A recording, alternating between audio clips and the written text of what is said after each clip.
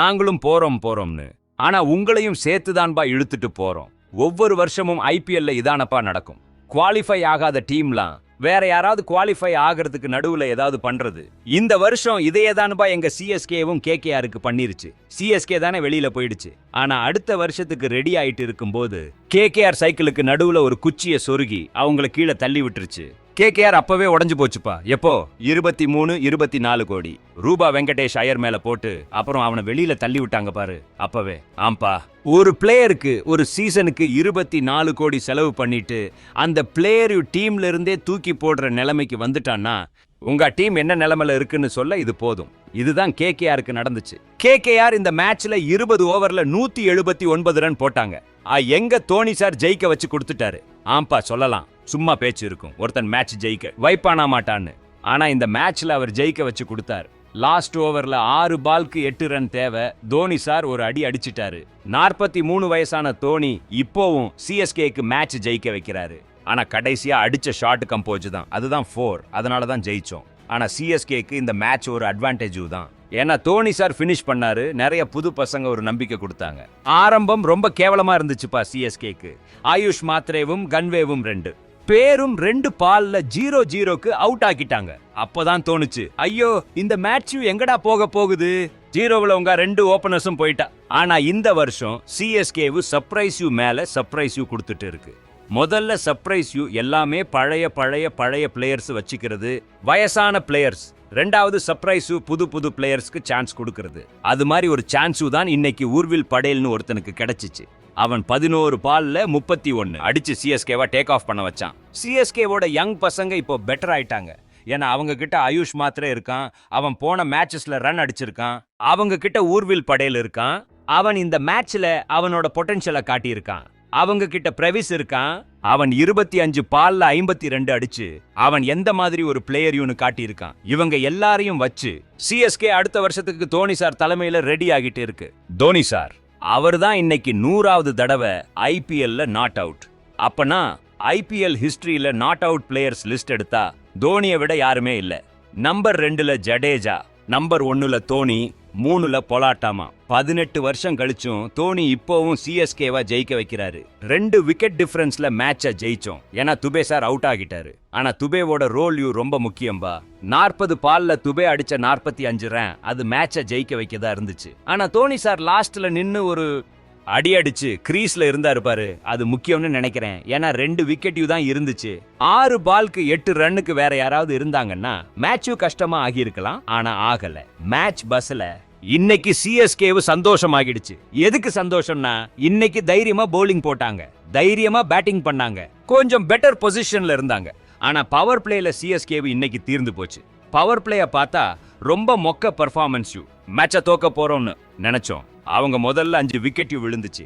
65 ரன்னுக்கு 6 விக்கெட். இதெல்லாம் இருந்தும் 20 ஓவர் மேட்ச 19.4 ஓவர்லயே ஜெயிச்சிட்டாங்க. இதுக்கு முக்கிய காரணம் பிரேவிஸ் பேட்டிங்கும். நாம சொன்னமே அந்த பையன் உர்வில் படேல், அவன் பேட்டிங்கும் தான். கேகேஆர் என்னமோ எனக்கு தெரிஞ்சு இப்போ இந்த சீசன்ல இருந்து ஆல்மோஸ்ட் தேங்க்யூ சொல்லிட்டாங்க. கேகேஆருக்கு வேற எதுவும் ஸ்டோரி இல்ல.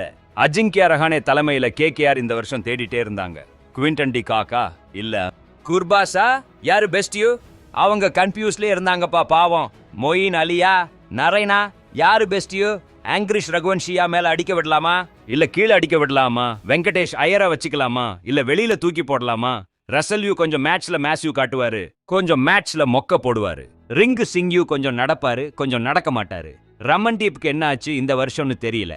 ஓவரால் எல்லாமே கன்ஃபியூஸ் தான்பா. அதனால தான் அவங்க தோத்தாங்க. புத்தி யூஸ் பண்ணா ஜெயிக்கலாம். அப்படியே தான் சிஎஸ்கேவும் முதல்ல புத்தி யூஸ் பண்ணல. ராகுல் திரிபாதி, விஜய் சங்கர், தீபக் ஹூடா மேல காசு போட்டாங்க. ஆனா செகண்ட் ஹாஃப்ல நல்ல பிளேயர்ஸ் மேல காசு போட்டப்போ அந்த பசங்க பெர்ஃபார்ம் பண்றாங்க. பிரவிசா மாதிரி 25 பால்ல 52 ரன் அடிச்சான் அந்த பையன். செம்மையா அடிச்சான். மஜாவா இருந்துச்சு மேட்ச். அப்பனா ஒரு பக்கமா தோத்து போன மேட்ச திரும்பி எடுத்து வந்தது அந்த பையன் தான். கமாலனா மேட்ச்யூப்பா, செம மேட்ச். அப்பனா அந்த ஊர்விலோட இன்னிங்ஸ் அதுவும் செம்ப மச்சான். அந்த ஆம்பளை 2 பால்ல அடி அடிச்சு காட்டினான். சிஎஸ்கேக்கு இந்த மாதிரி பிளேயர்ஸ் கிட்ட தேவைன்னு சிஎஸ்கே இப்போ ஒரு நல்ல கோரா பில்ட் பண்ணுது. அதுல ஊர்வில் படேல் ஒரு புது பேரு. ஊர்வில் படேல்யூ 28 பால்ல தியாடி மாதிரி இன்னிங்ஸ் அடிச்சான். அவன் நல்லா விளையாடினான். இன்ட்ரெஸ்டிங் சாய்ஸ் தான். உர்வில் படேல், ஆயுஷ் மாத்ரே, எனக்கு தெரிஞ்சு உங்கா பிரவிசு, இந்த 3-4 பிளேயர்ஸ் அடுத்த வருஷங்கள்ல நல்லா பே ஆஃப் பண்ணுவாங்க. ஊர்வெலோட ஸ்டாட்ஸ் நடுவுல நல்லா இருந்துச்சு. சிஎஸ்கே மேல் கம்ப்ளைனும் இருந்துச்சுப்பா. மிட் சீசன்ல டீம் அப்படி இப்படின்னு மாத்தி விளையாடுனாங்க. அது கரெக்டானு. ஆனா சரி, நெக்ஸ்ட் இயர் சிஎஸ்கே இவ்ளோ மோசமா விளையாட மாட்டாங்க. இந்த கோரை வச்சு போய் அந்த கோர்ல ருத்துராஜ் கைக்வாடும் சேர்ந்துட்டா. ஏன்னா கோர்ல ஹிட்டர்ஸ் இருக்காங்க.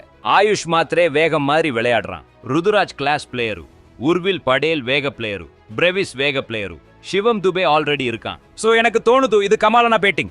இன்றைக்கு பிரவிசு வைபவ் அரோராவா அட இச்சுது வச்சுட்டானு. செம்மையா அடிச்சான் ஒரு ஓவர்ல. சௌகா.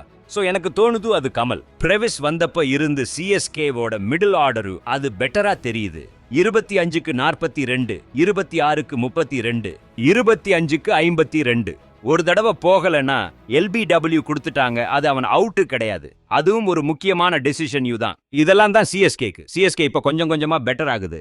சேம் பவுலிங்ல நூர் அஹ்மத் கமல் பண்ணாரு. 4 ஓவர்ல 31 ரன் கொடுத்து 4 விக்கெட் எடுத்தாரு. சுனில் நரைனோட, ரகுவன்ஷியோட, ரசலோட, ரிங்குவோட விக்கெட் அது கிளாஸ் பவுலிங். 12 மேட்ச்ல 20 விக்கெட். இப்போ 100 சொல்றாரு. அவ்வாறு சிஎஸ்கேக்கு கோஹினூர் ஆகிட்டாருன்னு. பதிரானாவையும் சேர்த்துக்கங்க. அப்போ 6-7 பிளேயர்ஸ் புது செம். எனக்கு தோணுது அடுத்த காலத்துல அவங்க நல்லா பண்ணுவாங்க. இப்போ 100 பர்பிள் கேப் விஷயமாக முன்னுக்கு போறாரு. 20 விக்கெட் எடுத்து பிரசித் கிருஷ்ணா கூட நம்பர் 1ல இருக்காரு.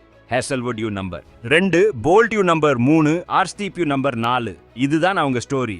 சிஎஸ்கேக்கு எதிரா நல்ல பவுலர்ஸ் இருந்தாங்க. வருண் சக்கரவர்த்தி 4 ஓவர்ல 18 ரன் கொடுத்தாரு. 2 விக்கெட் எடுத்தாரு. நரேன் 28 கொடுக்கறாரு. விக்கெட் எடுக்க மாட்டாரு. அண்ட் எனக்கு தோணுது இதுதான் டிஃபரன்ஸ். மத்த ஃபாஸ்ட் பவுலர்ஸ் அடிச்சு துவச்சிட்டாங்க. ஹர்ஷித் ராணாவை அடிச்சாங்க, வைபவ் அரோராவை அடிச்சாங்க. டிஃபெண்டிங் சாம்பியன் KKR இப்போ இந்த சீசன்ல இருந்து எனக்கு தெரிஞ்சு அவங்க வெளியில இருக்காங்க. எனக்கு தெரிஞ்சு அவங்க வெளியில போயிட்டாங்க. இப்போ அவங்க எதுவும் ஸ்டோரி இல்ல. சிஎஸ்கேவும் வெளியில தான். சிஎஸ்கேக்கும் KKRக்கும் ஒரு டிஃபரன்ஸ் இருக்கு. சிஎஸ்கே வெளியில போறப்போ அடுத்த வருஷத்துக்கு ரெடி ஆகிட்டு வெளியில போகுது. அவங்க கோரை ஸ்ட்ராங் பண்ணிட்டாங்க. 6-7 நல்ல பிளேயர்ஸ் செலக்ட் பண்ணிட்டாங்க. அடுத்த வருஷங்கள்ல அது ஹெல்ப் பண்ணலாம். KKR வெளியில போறப்போ எல்லாமே கன்ஃபியூஸ் தான்பா. ஏன்னா அவங்க வச்சிருக்க கேப்டன் அடுத்த வருஷம் கேப்டன்சி பண்ண யோக்கியமா இருப்பாரான்னு தெரியல. ஆனா இன்னைக்கும் நல்லா விளையாடினார்ப்பா. 33 பால்ல 48 ரன். எல்லா மேட்ச்லயும் ஆல்மோஸ்ட் நல்லா விளையாடுறாரு. ஆனா மத்த பிளேயர்ஸ் நடக்க மாட்டாங்க. இன்னைக்கு ரகுவன்ஷி ஃபிளாப் ஆகி போயிட்டான். ரிங்கு சிங் ஆவரேஜா போறான். வெங்கடேஷ் ஐயர் ஃபிளாப்பா போறான். அவங்க கோர்யூ டேமேஜ் ஆகிடுச்சு. இந்த கோர்யூ பெர்ஃபார்ம் பண்ணல. அதனால அவங்க டீம் மேல ஒரு கேள்விக்குறி இருக்கு. சரி பாப்போம். ஆனா இப்போ எனக்கு தோணுது இந்த 2 டீமோட season thank you so much. Tata, good bye.